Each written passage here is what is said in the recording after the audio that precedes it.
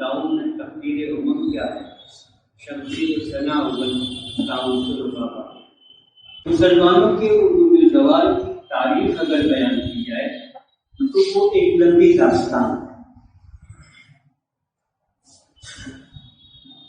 اور اگر اس میں سے ان اسباب کو نکال کر علیحدہ بیان کیا جائے کہ کن بنیادوں پر عروج ہوا تھا اور وہ بنیادیں ختم ہو گئی تو زوال طاری ہو گیا، تو بہت مختصر ہے۔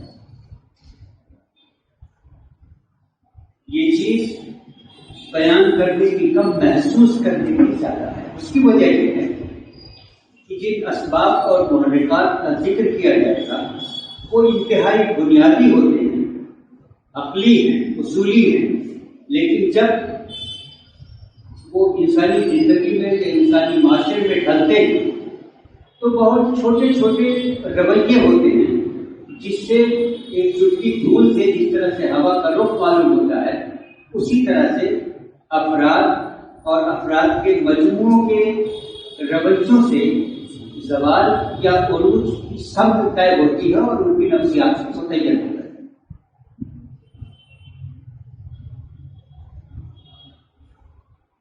ہم رسول اکرم صلی اللہ علیہ وسلم کی زندگی سے لے کر خلفائے راشدین اور اس کے بعد کا اگر ایک سرسری تذکرہ کریں تو یوں ہے کہ رسول اکرم صلی اللہ علیہ وسلم نے ایک دعوت پیش کی۔ اب اس میں دو حصے ہو جاتے ہیں غور کرنے کے، یا آپ کو ذہن دوڑا وہ دعوت بتاتے خود کیا تھی اور اس کے سلسلے میں کس انداز سے جدوجہد کی گئی۔ دعوت یہ تھی کہ اللہ تعالیٰ کے سوا کوئی معبود نہیں ہے، آخرت کا دن، آخرت متعین ہے، قیامت کا دن آ کر رہے گا، یعنی دوسرے لفظوں میں یہ دنیا ایسے ہی نہیں رہے گی، بلکہ یہ آہستہ آہستہ قدم قدم چل کر اپنے ایک متعین وقت تک پہنچ کر فنا ہونے کے مقام تک پہنچ رہی ہے، جا رہی ہے، اور وہاں پر لوگوں کے اچھے اعمال کا اچھا بدلہ اور برے اعمال کا، غلط اعمال کا غلط بدلہ ملے گا۔ اب یہ اچھا اور غلط، جزا اور سزا، اس کی اتنی اہمیت کہ آدمی کے دل میں اگر اس کا احساس پیدا ہو جائے تو وہ خاموش بیٹھا نہیں رہ سکتا، لڑک جائے، کیا میں چھاؤں میں رہوں گا یا دھوپ میں رہوں گا؟ یہ چھاؤں اور دھوپ کتنی لمبی مدت تک کے لیے ہوں گے؟ بتایا گیا کہ ہمیشہ کے لیے ہوں گے۔ اب آپ اگر حساس ہیں تو یہ سوچ سکتے ہیں کہ دھوپ بہت تکلیف دہ ہوگی، آگ میں ڈال دیا جائے گا اور ہمیشہ جلتے رہیں گے، تو یہ بہت اذیت ناک صورتحال ہوگی۔ کیا کرنا چاہیے؟ حق کو تسلیم کرنا چاہیے، نہ صرف ذہنی طور پر، علمی طور پر، بلکہ اپنی سیرت و کردار میں بھی حق کو شامل کر کے اس کی نمائندگی کرنا چاہیے اور اس کا اظہار ہونا چاہیے۔ اب اس کے نتیجے میں انسان کی زندگی بدل جاتی ہے یا ایک خاص سانچے میں ڈھل جاتی ہے، اور یہ چیز وہ لوگ جو اس کے عادی نہ ہوں یا ان کی عقل، ان کی طبیعت سلیم نہ ہو، ان کے لیے بہت مشکل پیش آتی ہے۔ اس کے لیے قرآن شریف نے جو الفاظ استعمال کیے ہیں وہ یہ ہیں کہ یرید الانسان لیفجر امامہ، آدمی چاہتا ہے کہ کھلے بندوں بے روک ٹوک وہ برائیاں کرتا ہے، اس میں لذت ہوتی ہے، لیکن تصور آخرت آدمی کو پابند کر دیتا ہے۔ یہ وہ ساری چیزیں تھیں، دعوت کی بنیادیں تھیں جس کو رسول اکرم صلی اللہ علیہ وسلم نے پیش کرنا۔ اس کا مطلب یہ تھا کہ اے لوگوں، جہاں تک میری آواز جاتی ہے اپنے آپ کو بدل لو، جو روش تم نے اختیار کر رکھی ہے، جن حقائق کو تم مسلمات سمجھتے ہو، ان هو الا اسماء سميتموها انتم وآباؤكم، وہ حقائق نہیں ہیں، یہ تو بس ایسے ہی چلتی ہوئی بات ہے اور تم نے اس کو عقیدے کا اور نظریے کا اور ایمان کا درجہ دے رکھا ہے۔ اب یہ چیزیں آپ تصور کیجیے کہ ایک گٹھی ہوئی اجتماعیت کی راسخ عقیدہ، ایک چلتی ہوئی تہذیب اور اس کی بنیاد پر معاشرے کی تشکیل اور اس کے نتیجے میں کچھ لوگوں کا فائدہ، ایسی دعوت کو لوگ ٹھنڈے پیٹوں کیسے برداشت کر سکتے؟ نہیں برداشت کیا۔ اب یہاں پر جو جدوجہد کی گئی ہے اس کو آپ دیکھیے، اکیلا فرد جس کا خود احساس تھا کہ یہ گوشت تو ایسا ہے، اس پیغام کو دینے والا اس کا خود یہ احساس تھا کہ صاحب یہ تو کمر توڑ دے گا، یہ گوشت کمر توڑ دے گا۔ اکیلا آدمی، اتنی تیز ہوا کفر اور شرک کی، اور اس بات مخالف کے سامنے کھڑا اکیلا شخص باعزت ہے، جس کو کبھی کسی نے تو بھی نہیں کہا، معزز خاندان کا ہے، جس کی طرف انگلی نہیں اٹھائی جا سکتی ہے، اور اس واقعے سے پہلے ہرگز عزیز بھی تھا، لوگ صادق اور امین کہتے تھے۔ لیکن عجیب بات ہو گئی کہ جب اس نے لوگوں کی معتقدات پر گرفت کی، لوگوں کے مفادات کو زد پہنچی اور سمجھے کہ تو ہم میں سے الگ ہو رہا ہے، ایک نئی بات کہہ رہا ہے، بہت سارے خداؤں کو ہٹا کر صرف ایک خدا کی بات کر رہا ہے، یہ کیسا ہو سکتا ہے؟ ان لہٰذا نشید ہو جاتی تو عجیب بنی، پھر کیسے کس نے پیدا کر دیا؟ تو اب اس کے نتیجے کو اس کو گالیاں بھی سننی پڑ رہی ہیں، طنز بھی ہے، آوازیں بھی کرتے جاتے ہیں، ہم تو لفظ بھی ہوتا ہے، عملی مخالفت بھی ہوتی ہے، راہ میں کانٹے بھی بچھائے جاتے ہیں، غلاظت بھی ڈالی جاتی ہے، اور آہستہ آہستہ آہستہ آہستہ زمین مکہ اس کے لیے تنگ ہو جاتی ہے اور وہ دوسری جگہ سفر کرتے جاتا ہے، وہاں کا تجربہ اور سخت رہتا ہے۔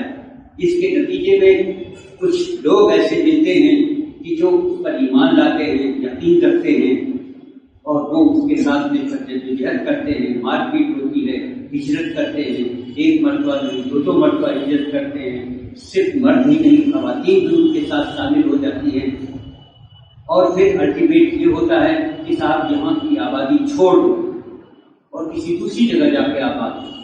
مدینے ہجرت کرتا ہوں، ہجرت کرنے پر بھی لوگ نہیں مانتے ہیں، فوج لے کر چڑھائی کر دیتے ہیں، اور ہوتے ہوتے ہوتے ہوتے صلح حدیبیہ ہوتی ہے، اس کے بعد مکہ ہوتا ہے، وغیرہ وغیرہ، یہ ساری کہانی ہوتی ہے، اور پھر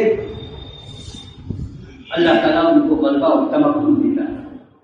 اب اس میں دیکھنا یہ ہے، اس ایپیسوڈ میں دیکھنا یہ ہے کہ وہ کیا کیا خصوصیات جس کے نتیجے میں اتنی غیر معمولی مخالفت کے باوجود نہ زمین آپ کی نہ آسمان آپ کا، عزیز اقارب پورے کفار کا جتھا تھا، لیکن کسی کا نام قرآن شریف میں نہیں آیا تو سبھی چچا کا نام تبت یدا ابی لہب۔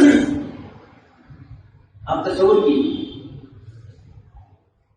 جو ہے وہ بالکل ہڈی تک پہنچ گئی، اور شیخ ابی طالب کا آپ واقعہ اپنے ذہن میں تازہ کر لیجیے، مطلب کسی بھی پہلو سے کوئی ایسی بات بچی ہی نہیں جو اپلائی نہ کر دی گئی۔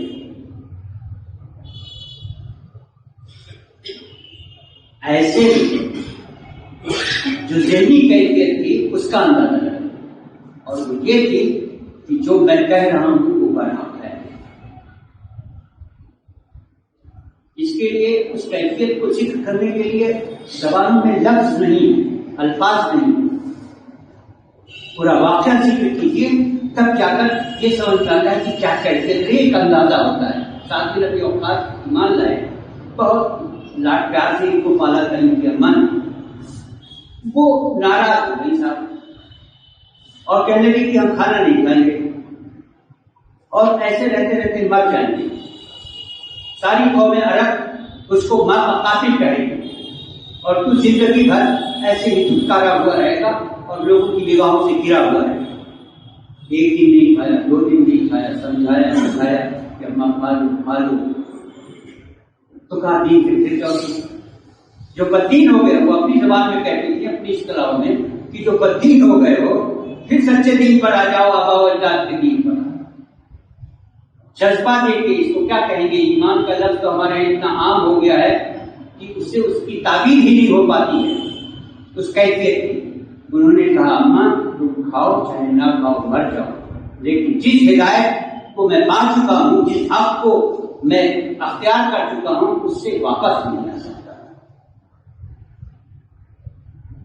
یہ بھی ذہن میں رہے کہ اس سے کوئی انعام نہیں ملنے والا تھا ان کے ذہن میں, کوئی منصب اور عہدہ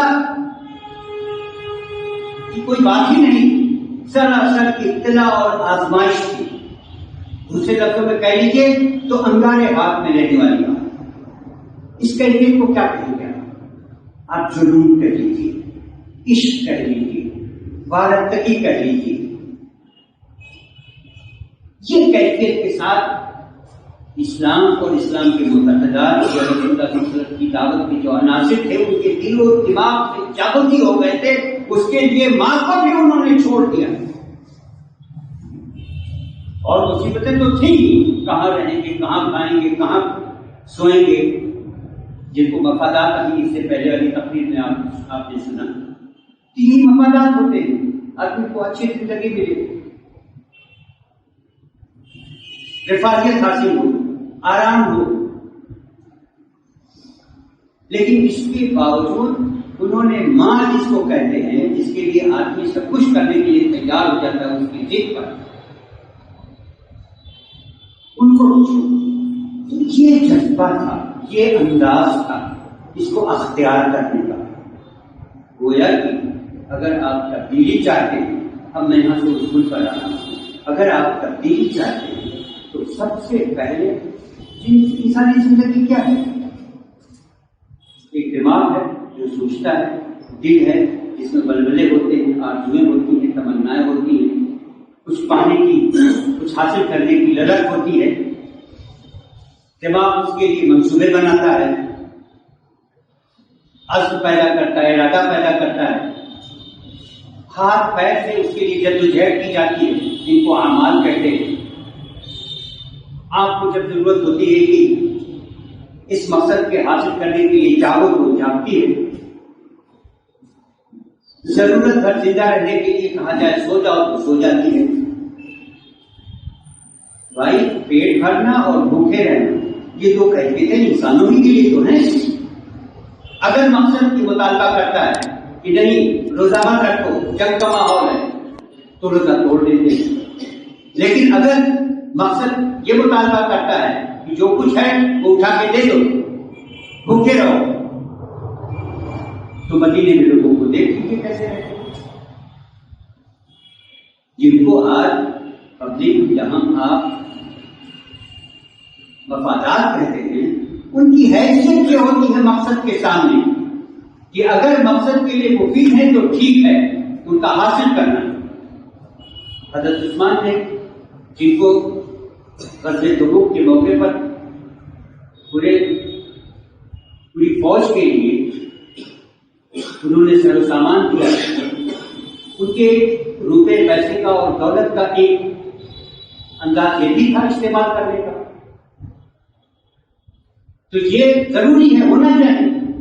لیکن اگر یہ ضروری ہو کہ نہیں صاحب سب کچھ لٹا دیجیے, تو ابو بکر صدیق کا وہ اسوا دیکھ لیجیے کہ جب چندے کی اپیل کی گئی تو جھاڑو کر اٹھا کے لا کے دیکھ لیا اور پوچھا گیا کیا رکھ کے آئے ہو گھر میں؟ کہا اللہ اور اس کے رسول کا نام. تو ہے کبھی جان اور کبھی جی تسلیم میں جان ہے زندگی. کبھی جان لینا اور کبھی جان دینا, یا کبھی جان بچانا اور کبھی جان سے گزر جانا. یہ مقاصد کی اہمیت کا اندازہ آپ کو اس سے لگانا چاہیے, تب جا کر وہ انقلاب رونما ہوتا ہے جس کو آپ حکومت مدینہ کہتے ہیں. یا رسول اللہ صلی اللہ علیہ وسلم یدخلون فی دین اللہ افواجا کی تصویر سامنے آتی ہے. اب اس میں اور تشریح کر لیجیے, جذبہ صادق ہونا چاہیے, اس میں استقامت ہونی چاہیے. کیونکہ ولولے کے بغیر، جذبے کے بغیر، ہمت اور حوصلے کے بغیر کوئی قوم، کوئی گروہ آگے نہیں بڑھ سکتی. اس کا ہدف، اس کا نظم العین متعین ہونا چاہیے. والعصر ان الانسان لفی خسر، انسان اکیلے اور اجتماعی طور پر سب گھاٹے میں ہیں، الا الذین آمنوا، جنہوں نے اپنی زندگی کا کوئی مقصد متعین کیا، یعنی ایمان لائے اللہ.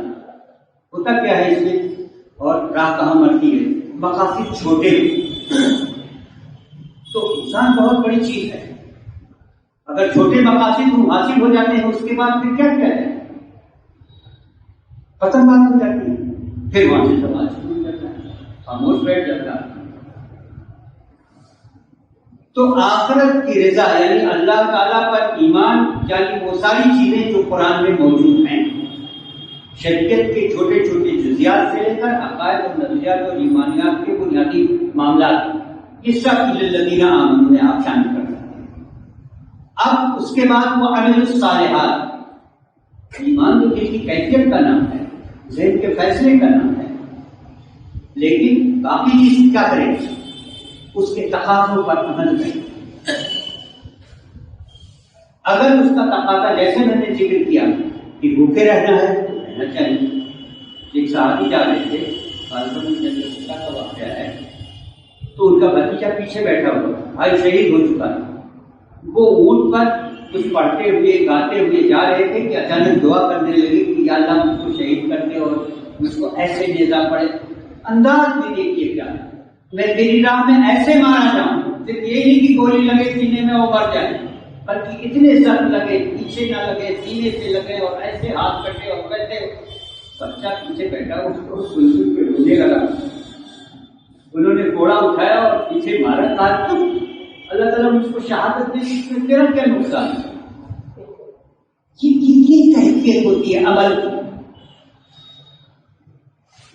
اس کے لیے اصل میں الفاظ تو بہت اچھے ہیں یا مختصر ہیں، وہ بات نہیں سمجھ میں آتی ہے کہ کیسے کیا جائے. لفظ جنون ایک لفظ ہے جس سے ہو سکتا ہے تعبیر کی جا سکے اس کیفیت کے لیے. کتاب اس بچے کو مارتے ہیں کہ اگر مجھ کو شہادت مل جائے. ایک صحابی تھے صاحب، انہوں نے کہا یا اللہ میں نابینا ہوں، یا رسول اللہ میں نابینا ہوں، مجھ کو شہادت کا شوق ہے، میں بھی چاہیے شریک ہوں گا قصبے میں، مجھ کو ایسا کر دیجیے کہ علم پکڑا دیجیے اور کہیں کھڑا کر دیجیے. اس کو تو دکھائی نہیں دے گا کون آ رہا ہے، مار رہا ہے، کیا نہیں ہے، جب تک زندہ رہوں گا میں اٹھائے رہوں گا. آپ تصور کر سکتے ہیں لڑکوں میں مقابلہ ہوتا تھا کہ میں بھی جاؤں گا، میں بھی جاؤں گا. رسول اللہ صلی اللہ علیہ وسلم پیچھے ہٹاتے تھے. آخر میں ہوا کہ کشتی لڑ لو، جو جیت جائے جائے. کہنے کا مطلب یہ ہے کہ انداز ایسا تھا، عمل اور وارفتگی کا یہ عالم تھا کہ ان ماؤں کو اعزاز کی نظر سے دیکھا جاتا تھا اور انتہائی تقریب کی بات ہوتی تھی کہ جن کے شوہر، جن کے بچے شہید ہو جاتے ہیں. یہ شہید کی ماں. اس درجے عمل اور چاروں طرف عمل. چاروں طرف کا مطلب آج کے ماحول میں آپ آ جائیے، ہمیں پتا ہی نہیں کہ دور حاضر کیا ہے، مواصلات کا کیا نظام ہے، آپ کے خلاف کہاں کہاں کوششیں ہو رہی ہیں، ان کا دائرہ نہیں معلوم، ان کا حجم نہیں معلوم، ان کی ڈائمینشنز نہیں معلوم. صرف ایسے تھوڑی نہ چلے گا، یہ ذہنی عمل ہے. آگے بڑھیے. کوئی وقت آیا باہر کا، معلوم ہوا صاحب کوئی دوسری زبان بول رہا ہے. رسول اللہ صلی اللہ علیہ وسلم نے زید بن ثابت نام کا خاتون صحابی کا کہا کہ بھائی تم یہ زبان عبرانی زبان سیکھ. انہوں نے چند دنوں میں سیکھی. کتنی تیاری. غزوہ بدر میں جو قیدی آئے، یہ واقعہ بہت مشہور ہے، کسان کہا کہ جن کے پاس پیسہ نہیں وہ ہمارے بچوں کو کچھ پڑھنا سکھا دیں. یہ بھی تیاری تھی، اس کی ضرورت تھی.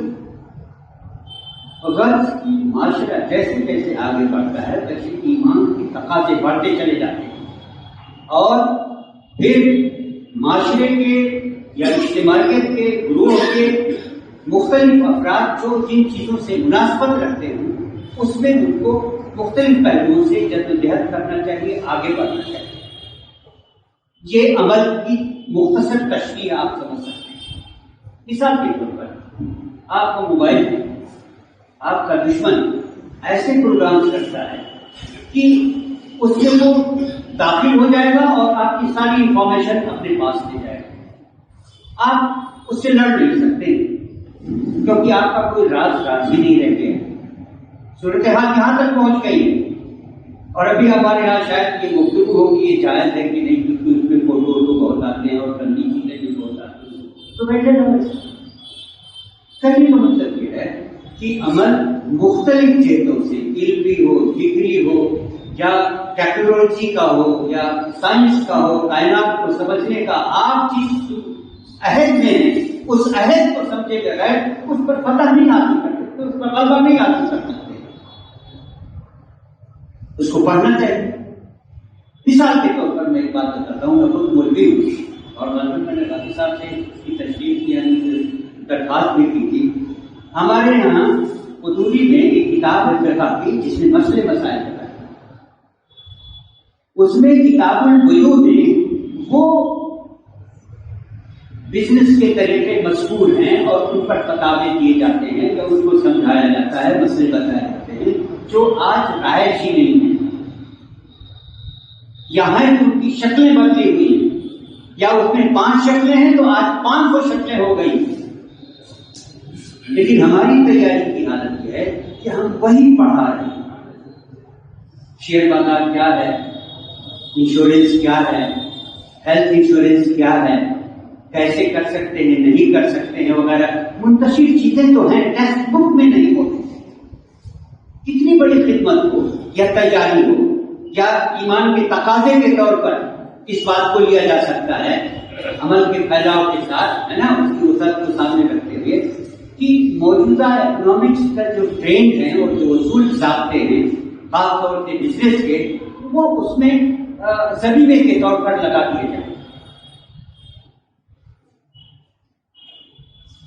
کہاں ہم کھڑے ہیں اور کہاں زمانہ ہے، اور جس کے نتیجے میں جب اوپر بات جاتی ہے تو ہنسی حسادت کی.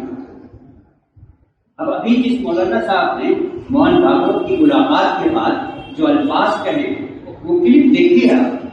یہ تو راشٹر پتا ہے. گویا کہ ہمارے علماء کو یہی نہیں معلوم ہے کہ راشٹر پتا کیا چیز ہوتی ہے، جس کو چاہے اس کو نہیں کر سکتے. آگے کا جب انہوں نے کہا کہ یہ تو رشی ہے، حالانکہ ہندوؤں ہی میں سے بہت سارے لوگ ان کو رشی کا اچھا انسان بھی نہیں مانتے.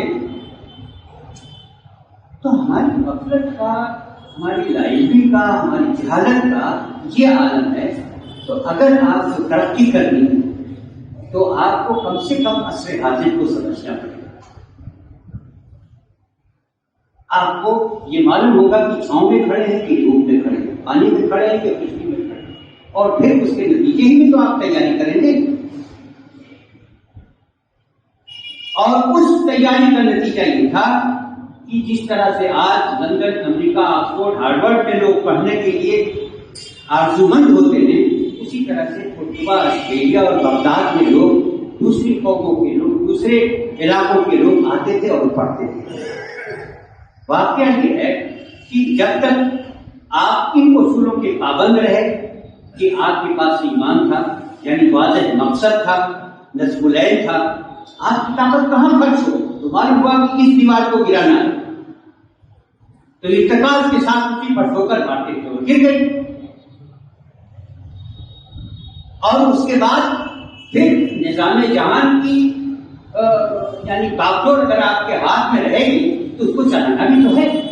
اس کے لیے آپ کے پاس علم ہونا چاہیے، ٹیکنیک ہونی چاہیے، آپ لوگ ہونے چاہیے، رصدگاہیں ہونی چاہیے، لائبریریاں ہونی چاہیے، علم کا وقار ہونا چاہیے، ترجمے کی جگہیں ہونی چاہیے، افراد ہونے چاہیے، وغیرہ وغیرہ وغیرہ.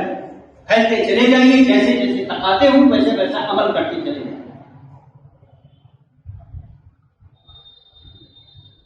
اس کے نتیجے میں وہ عروج آپ نے دیکھا. اب سوال کیا ہوتا ہے؟ آپ صرف مولانا اسماعیل شریف کی صراط مستقیم پڑھ لیجیے یا تقویۃ الایمان، اس میں کن کن چیزوں کے شرک ہونے کا ذکر ہے جو مسلمان قوم میں ہندوستان میں خاص طور سے برصغیر میں پائی جاتی ہیں، تو آپ سر پیٹ کے یہ شتلا دیوی، یہ فلاں دیوی، یہ فلاں دیوی، سب کچھ کرتے تھے لوگ یہاں کے مسلمان، اور اپنی دور دراز چلے جائیے تو وہاں کسی نہ کسی سے کوئی یہ ساری چیزیں بڑی بوریوں میں توہم کے حد تک یہ چیزیں پائی جاتی ہیں۔ ہمارے یہاں تو باقاعدہ مسلک ہو گئے قبر پوجنے کا، جس کے لیے دلائل دیے جاتے ہیں۔ سجدہ تعظیمی کا جو ہے وہ راستہ نکالا جاتا ہے۔ تو بھائی زوال میں مردہ قومیں اب ہی تو پوچھتی ہیں، اور کیا مردوں کو مردے پوچھتے ہیں، وہ ہو رہا ہے۔ میں آپ کو 2 واقعات سناتا ہوں لال قلعہ کے آس پاس کے، اور جب مسلم سلطنت تھی یا ابھی گئی تھی۔ دلی میں ایک گروہ چوروں کا مطلب چپکترے پاکٹ مار، ان کا ایک گروہ تھا، وہ جس کو چیلا بناتا تھا اس کے کچھ اصول چھاپتے تھے، اس کو چلنا سکھاتا تھا، ٹریننگ دیتا تھا جامع مسجد کی سیڑھیوں پر، اور پاؤں میں گھگرو باندھ دیتا تھا، اور ایسی ٹریننگ دیتا تھا کہ چلو لیکن گھگرو کی آواز نہ آئے اور ہلے۔ جب پکا ہو جاتا تھا وہ تو اس کو چھوڑا جاتا تھا۔ ان کے ہاں ایمانداری کی بات یہ تھی کہ صاحب جو کچھ ملے شام کو گرو جی کے قدموں میں لا کے رکھو استاد، اور استاد اس میں ہرے بھرے شام اور سرمت کے بازار کے لیے کچھ رقم رکھ لیتے تھے اور باقی اس کو دے دیتے تھے۔ جمعرات جاتے تھے وہاں اگربتی سلگاتے تھے اور کچھ نذرانہ پیش کرتے تھے، چادر۔ ایک مطلب کا واقعہ ہے کہ ایک پاکٹ وہ لایا پرس مار کے، گرو نے کہا کہ کہاں سے ملا؟ کہا ایک انگریز کو آج کاٹ لیا تھا اور فلانی جگہ پہنچتے اسٹیشن پر وہاں ہو چکا، اور یہ میں نے تو ڈنڈا مارا۔ کہنا ہے وہ غیر قوم کا تھا۔ کل اگر رسول اللہ صلی اللہ علیہ وسلم قیامت میں ہمارے رسول تھے حضرت عیسیٰ علیہ السلام نے کہہ دیا کہ تمہاری امتی نے ہمارے امتی کا پاکٹ مار دیا تھا، تو رسول کو کتنی شرمندگی ہوگی، جس کو حیا نہیں آئی وہاں جواب دینا ہے، اور تمہاری اس حرکت سے ہمارے رسول کی جو ہے توہین ہوتی ہے اور ان کو شرمندگی اٹھانی پڑے گی، جا ان کو ڈھونڈ کے ان کو دے گیا۔ اب آپ تصور کیجیے کہ زوال آمدہ معاشرے میں کس طرح سے ایمان، رسول کی محبت اور ایک برا کام کس طرح سے ایڈجسٹ ہو جاتا ہے۔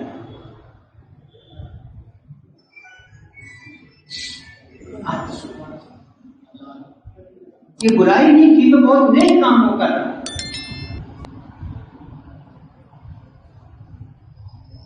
حضرت شاہ عبد العزیز گزر رہے تھے، وہ نابینا تھے، ان کا ایک خادم تھا، اس کے کندھے پر ہاتھ رکھے ہوئے تھے، تو چوڑی بازار سے گزرے اور وہاں پر شور و شغب کی کچھ آواز آئی۔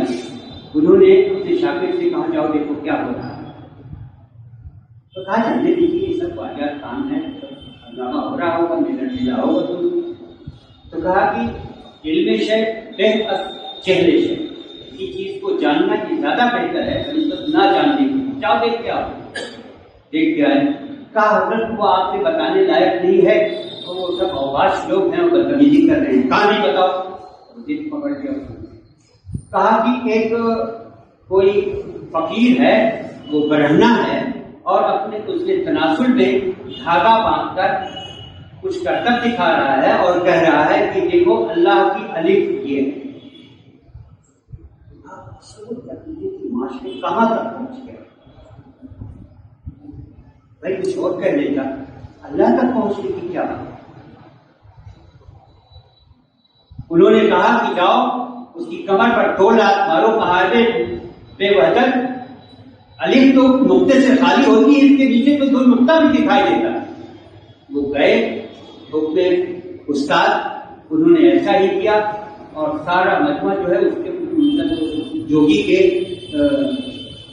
خلاف یا اس کے اس عمل کے لیے مطلب لوگوں نے تالیاں پیٹ دی اور مجمع کی طرف میں شکل کہنے کا مطلب یہ ہے کہ جب زوال نہیں آتا ہے تو علم کیا ہو جاتا ہے.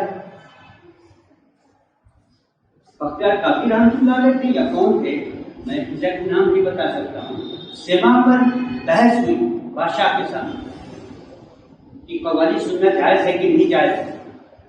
تو انہوں نے کوئی جملہ پیش کیا حالانکہ وہ کسی امام کا جملہ تھا, اس کو حدیث سمجھ کر انہوں نے پیش کیا. تو سامنے والے فریق نے جانتے کیا کہا کہ تم مقلد ہو کہ غیر مقلد صاحب کیا ہو حنفی. کہا جب اپنے امام کا قول پیش کرو حدیث کو پیش کرتے تکنیکی بات. محترم حضرات عزیز دوستوں اور ساتھیوں, آدمی اگر بیدار رہے ہوشیار رہے باشعور رہے تو حق اور باطل کے تمیز کرنے کے لیے کوئی راکٹ سائنس نہیں پڑھنی پڑتی. لیکن اگر یہ بات بھی ہو کہ لیکچر امامہ بھی ہو جائے اور توحید اور آخرت پر ایمان بھی ہو جائے تو پھر یہی سب صورتحال دور زوال میں پیدا ہو. مقصد نگاہوں سے اوجھل ہو جاتا ہے, مفادات کے مقصد بن جاتے ہیں اور ان مفادات کے حاصل کرنے کے نتیجے میں تن آسانی پیدا ہو جاتی ہے. اور جب تن آسانی پیدا ہو جاتی ہے تو وہ مزمحل ہو جاتے ہیں, دماغ چھٹ جاتا ہے, تقلید کا دورہ ہو جاتا ہے, جمود اور تعصب ایک عام صفت بن جاتی ہے اور بے عملی کا شکار ہو کر تقلید کے بہانے آدمی کر کے اور اپنی حالت پر برقرار رہتا ہے, جس کے نتیجے میں زوال اور گہرا ہو جاتا ہے اور نتیجے میں وہ غلام ہو جاتا ہے. یہ ہے وہ پوری گزار جو علامہ اقبال نے اپنے علامتی الفاظ میں اس شعر میں بات کی تھی, جو میں نے پہلے پڑھا تھا کہ آج تجھ کو بتاؤں میں تقدیر امنگ کیا ہے, شمشیر و ثنا اول یعنی طاقت جدوجہد کوشش اور تاؤس و رباب. آخر تاؤس کیا کہتے ہیں, یہ کو کہتے ہیں مور کو کہتے ہیں جو بہت خوبصورت ہوتا ہے, یعنی خوبصورتیوں پر لوگ نچھاور ہوتے ہیں. اور کیا بتائیں کہاں کہاں کی باتیں آپ کو بتائیں. ایک ہمارے محمد شاہ ربیلے گزرے ہیں دلی کے تخت پر, انہوں نے اپنے قلعے میں حوض بنوایا تھا اور اس حوض میں شراب بھروائی تھی, پانی نہیں شراب, اور چاندی کی کشتی بنوائی تھی اور کنارے کنارے بارگری تھی جس میں سازندے بیٹھتے تھے اور اپنی ایک خاتون تھی جو ایسے ہی ادھر ادھر ڈوبتی تھی, ان کو اٹھا کے لے آئے تھے اور ملکہ بنا دیا تھا. ان کے ساتھ بیٹھ کے ڈھول منجیلے کی باتیں سنتے تھے اور اسی میں سے ڈبو ڈبو کر ان کا ساتھی جو ہے وہ ان کو شراب پلاتا تھا. نتیجہ یہ ہوا کہ اس کمبخت خاتون نے کہا کہ بادشاہ میں نے دیکھا نہیں ہے کہ لوگ کیسے ڈوبتے ہیں اور ڈوبتے ہوئے مرتے کیسے ہیں. اس نے جیل سے کچھ قیدیوں کو منگوایا اور کیا ملاحوں کو حکم دیا کہ دریائے جمنا چڑھا ہوا ہے اور اس میں لے جا کر کشتی ڈبو دو. اور یہ بیگم صاحبہ جو ہیں یہ ڈوبتے ہوئے کیسے مرا جاتا ہے یا مرتے ہوئے کیسے ڈوبا جاتا ہے, یہ منظر اپنی نگاہوں کے سامنے تھے. وہی کشتی میں وہ شراب پی رہے تھے کہ نادر شاہ کا ایجنسی آیا اور اس نے خط دیا کہ ہم تمہارے دروازے پہ کھڑے ہیں اور آؤ. اس کو بھی اس نے چن سے کہ اسی میں ڈالا اور کہا لے تو بھی پی. اور جب وزیر نے کہا کہ ہم دروازے پہ کھڑی ہیں تو بادشاہ جو مخالف کا حملہ کرنے کے لیے آیا تھا اس سے پالکی پر ملنے کے لیے پالکی پر بیٹھ کے گئے تھے. اور نتیجہ یہ ہوا نادر شاہ نے جب تلوار کی نوک سے پالکی کا پردہ ہٹایا تو ان کے پتا لے کر زوال اس حد تک ہوتا ہے, زوال اس حد تک ہوتا ہے کہ آخری بادشاہ کو 2 گز زمین بھی اپنے کوئی وطن میں نہیں مل پاتا. تو جب عمل نہ ہو, عمل کی بنیاد پر نہ ہو, عمل کے لیے عقیدہ نہ ہو اور اس پر صبر و ثبات نہ ہو, استقامت نہ ہو, سب چیزیں پس منظر میں چلی جائیں اور صرف لذت کام و دہن کی باتیں ہوں, تعاوض و رباط کی بات ہوں, بڑے بڑے رویے پیدا ہوں گے، تو اب ظاہر سی بات ہے کہ عمارت کو تھامنے کے لیے جن بنیادوں کی ضرورت ہے، جن ستونوں کی ضرورت ہے، اگر وہ ستون ہی مزمحل ہو جائیں اور ڈھہ جائیں تو یہ آسانی سے سمجھ میں آ سکتی ہے، وہ عمارت زمین بوس ہونے کے علاوہ اور اس کے لیے کوئی تقدیس و فیصلہ نہیں رہ جاتا ہے۔ ہم بھی ایک ایسے عہد میں جی رہے ہیں کہ جہاں پر چاروں طرف پانی ہے، ہم ٹاپو پہ گرے ہوئے ہیں۔ اب اگر ہماری غیرت جاگے، بلبلہ ہو، ہمت ہو، تو اللہ تعالیٰ نے ہمیں مقصد بھی عطا فرمایا ہے، اللہ تعالیٰ نے ہم کو ہر کچھ بھی بنایا ہے، اصل تکلیف بھی پیدا کیا ہے، ہاتھ پیر ہیں ہمارے، اور بہت ساری تاریخی مثالیں بھی ہیں، ہمارے قائدین بھی ہیں، ہمارے پاس سمجھانے والے لوگ بھی ہیں، لٹریچر بھی ہے، تحریر بھی ہے، تحقیق بھی ہے۔ اگر چاہیں تو ہم اپنی قسمت اور اپنی قوم کی قسمت، انسانوں کی قسمت بدلنے کے لیے جد جہد کر سکتے ہیں۔ آپ کو دعوت